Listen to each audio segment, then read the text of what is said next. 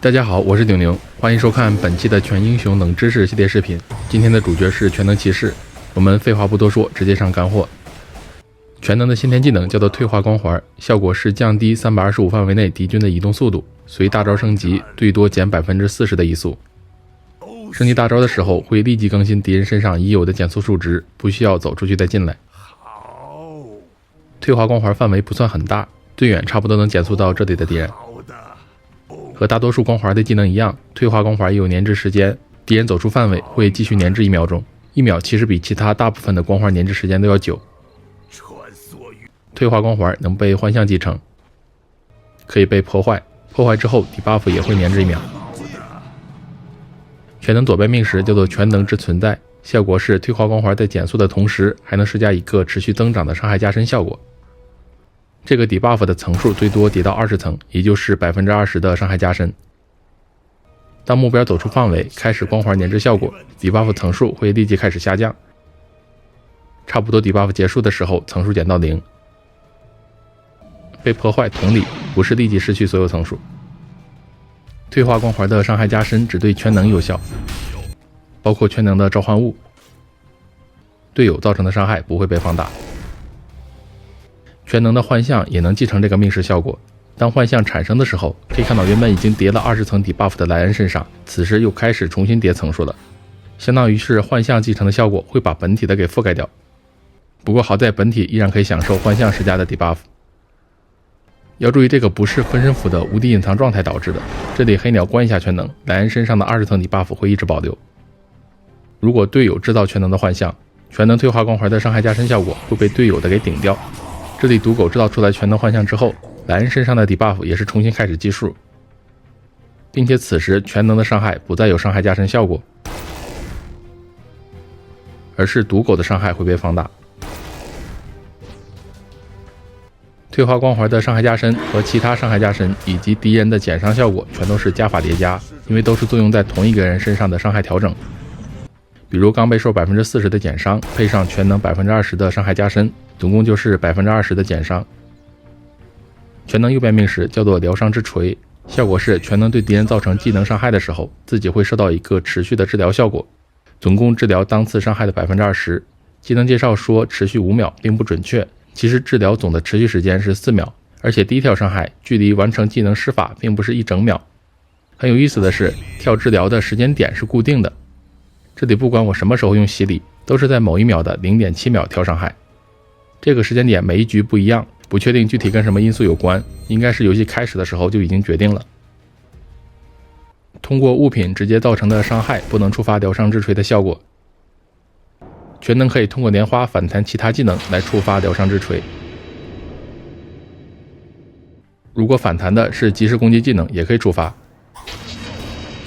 所以只要是技能就行，是否触发跟技能的伤害性质无关。连续对敌人造成技能伤害的话，多个疗伤之锤的效果可以叠加。前面提到跳治疗的时间点是固定的，这里连续使用2次洗礼，可以看到有几跳是合并之后的数值。洗礼接纯洁之锤也一样，治疗量不会浪费，重叠的间隔治疗是合并的。治疗量看的是税后伤害，这里打钢背的话，跳的治疗会降低。增加的血量属于治疗，不是生命回复，所以不会被大毒球、小黑 A 杖、屠夫 A 杖等技能所影响。对非英雄单位造成伤害不会触发疗伤之锤，幻象和英雄级单位会被当作小兵处理。疗伤之锤无法被驱散，用完技能之后全能身上并没有对应的 buff， 是一个隐藏的状态。疗伤之锤也不会被破坏。然后该命时效果貌似是只能对全能骑士自己有效，拉比克偷袭里不会触发疗伤之锤。然后水人变形同样也不行。到他 buff 显示，大部分的全能玩家都会选择左边伤害加深命时全能之存在。胜率两边差不多，都是 50% 以上。一技能洗礼，满级300点治疗和300点范围纯粹伤害，点了25级右边天赋之后是460。治疗跟伤害数值不一定总是保持一致，是相互独立的，不能对守卫类单位使用，可以对信使使用。有个比较有意思的问题，如果丝血全能对自己使用洗礼，同时打到了敌人的刃甲，全能会不会死？答案是不会，因为洗礼的治疗先于伤害生效。洗礼可以作用于隐身的单位，仔细看的话能看到一个攻击命中的特效。全能的魔镜效果是洗礼目标在3秒之后会再受到一次65%的洗礼，治疗和伤害都是65%。目标身上会有一个 buff 结束时第2次洗礼生效，这个 buff 无法被驱散。多个魔镜效果可以叠加，这里连续对同一个目标使用洗礼，他身上会有多个 buff， 后期会产生多次65%的洗礼。2技能驱逐，有非常多的老哥都反映过同一个问题，就是技能介绍明明说驱逐可以被驱散，但是否决之类的驱散手段却没用。这是因为驱逐有减1免疫的效果，而大多数的驱散技能包括否决都不能对减1免疫的单位生效，所以驱散不了驱逐。但如果是无视减1免疫的技能，比如多狗大招，可以看到这次就可以把驱逐给驱散掉了。无视减1免疫的驱散手段还有杜牧大和冰龙大。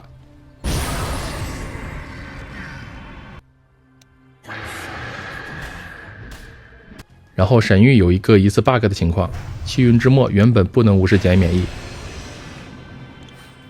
但如果点了25级右边气运之末持续驱散的天赋，此时就会变成无视减1免疫的，可以驱散掉驱逐。而且不单单是驱逐，也可以驱散掉开着 BKB 的火猫火盾这种。减1免疫除了能帮队友免疫控制之类的负面效果，还能免疫反弹伤害，比如打魔方的时候如果有驱逐就不会掉血。也可以免疫纯粹伤害，伐木机黑鸟这种不能无视减1免疫的纯粹伤害都会被驱逐给顶掉。减1免疫往往都附带额外的魔抗，驱逐是60%的魔抗。然后很多减1免疫都有驱散效果，然后驱逐是不带驱散的。除此之外，驱逐还可以提高目标28点的基础力量和20点的生命恢复。目标身上的debuff越多，加成就越多。升级技能会立即更新场上已有的驱逐 buff。点15级左边天赋不会，需要重新施加。层数型debuff只算一个，比如神灵火毛，不能对非英雄单位使用驱逐，可以对幻象以及英雄级单位使用。英雄级单位没有3维，所以不会增加力量。给幻象用有一个很神奇的现象，众所周知，幻象的攻击力往往都会被打折扣，比如 TB 幻象只能继承60%的攻击力，但如果这里给 TB 幻象上驱逐，可以看到伤害立马增加了。驱逐只是增加力量和减1免疫之类的效果，并不加攻击力。我们让大牛移去莱恩的护甲，同时把 TB 本体拉走，可以看到此时幻象的伤害正好就是面板攻击力，也就是说减1免疫把对幻象攻击力的调整也给免疫掉了。其他减1免疫也有类似的情况。3技能纯洁之锤让全能的普攻附带一定百分比的纯粹伤害，满级100%，点到25级左边天赋之后是175%。纯洁之锤的纯粹伤害不能无视减1免疫，所以打 BKB 就只有普攻的伤害。额外伤害的伤害性质是技能，所以可以享受技能增强，但是不能享受技能吸血，因为是纯粹伤害。看的是全能基础攻击力的百分比，也就是白字攻击，所以圣剑等装备提供的绿字攻击不能增加纯洁之锤的伤害。10级左边加35基础攻击力的天赋可以放大纯洁之锤。